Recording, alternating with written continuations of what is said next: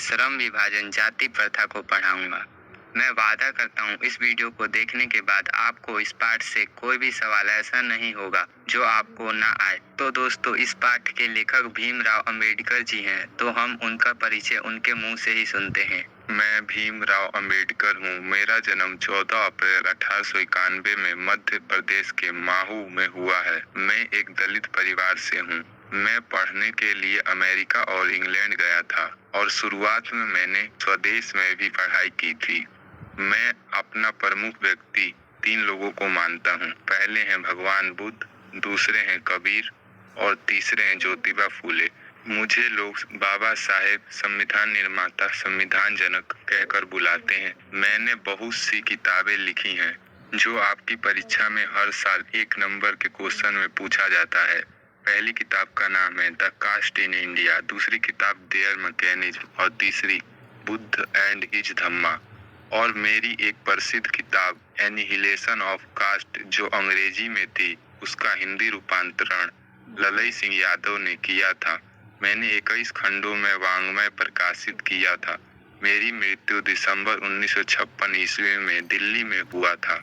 तो दोस्तों, आपने भीमराव अंबेडकर के बारे में खुद उनके मुंह से सुना। अब मैं आपको इस पाठ की कहानी सुनाता हूँ। इस पाठ में भीमराव अंबेडकर ने बताया है कि जाति प्रथा क्या है। तो दोस्तों, मैं आपको बता दूं, जाति प्रथा आपको एक बंधन में बांध देती है, क्योंकि जो ऊंची जात के लोग होते हैं वह छोटी जात को हमेशा नीचा दिखाते हैं। वह कहते हैं कि मैं तो ब्राह्मण हूँ और तुम क्षुद्र हो, तो तुम मुझसे छोटी जात के हो। मैं तो राजपूत हूँ और तुम गुप्ता हो, तो तुम छोटी जात के हो। मैं तो कुर्सी पर बैठता हूँ और तुम जमीन पर बैठकर खाना खाते हो। तो ऐसा करके लोगों ने जाति के आधार पर लोगों से भेदभाव कर जाति प्रथा का बढ़ावा दिया। जाति प्रथा तो ठीक था, तुम जात के आधार पर छोटा बड़ा कर लो, पर दूसरा तुम ये क्या लेकर आते हो, श्रम विभाजन। जाति तो तुमने बांट दी है, जाति के आधार पर तुम काम भी बांट रहे हो। कहने का मतलब है कि आप जाति के आधार पर काम को बांटना अच्छा नहीं है, क्योंकि अगर एक छोटा जाति का आदमी बड़ा काम नहीं कर सकता है तो यह तो बहुत बुरी चीज है। क्योंकि अगर मान लो ऐसा कह दिया जाए कि जितने भी बड़ी जात के लोग हैं सिर्फ वही लोग सभी सरकारी कामों को करेंगे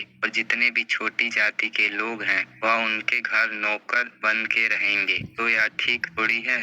इसीलिए डॉक्टर भीमराव अंबेडकर जाति प्रथा के खिलाफ थे और वह नहीं चाहते थे कि कोई भी व्यक्ति जाति के आधार पर काम करे। पर कुछ लोग जो बड़ी जाति के थे, जो जातिवाद के पोषक थे, वह लोग कहते हैं कि जाति प्रथा ठीक है, क्योंकि जाति के आधार पर काम बांटा जाए तो वह काम बहुत ठीक ढंग से होगा। मैं आपको उदाहरण देकर समझा सकता हूँ। जैसे कोई सुनार है, वह सोने का काम बहुत अच्छा करेगा, पर अगर कुम्हार को सोने का काम करने को कह दिया जाए और सुनार को कुम्हार का काम करने को कह दिया जाए तो दोनों ही काम ठीक ढंग से नहीं हो पाएगा। इसलिए जाति प्रथा ठीक है, पर अगर हर जगह इसे लागू किया जाए तो यह ठीक नहीं है। अगर आप जाति से हटकर कोई दूसरा काम नहीं कर सकते तो देखिए क्या होता है। मान लीजिए अगर एक गांव में सिर्फ नाई बसे हुए हैं जो बाल काटने का काम करते हैं, तो अगर सब नाई हैं तो सब सिर्फ बाल ही काटेंगे। अगर वह सिर्फ बाल ही काटेंगे तो उस गांव में तो सब नाई हैं, तो वह किसका बाल काटेंगे। इसलिए वे लोग बेरोजगार हो जाएंगे, जिससे के कारण जाति प्रथा आर्थिक पहलू से भी गलत हो जाएगी। जाति प्रथा बेकार इसलिए भी है क्योंकि जब एक बच्चा जन्म लेता है तभी उसको उसके पिता के जाति के अनुसार काम तय हो जाता है। अगर वह बच्चा डॉक्टर बनना चाहता है तो वह नहीं बन सकता, क्योंकि उसके पिता लोहार हैं, इसलिए सिर्फ वह भी लोहा का ही काम कर सकता है।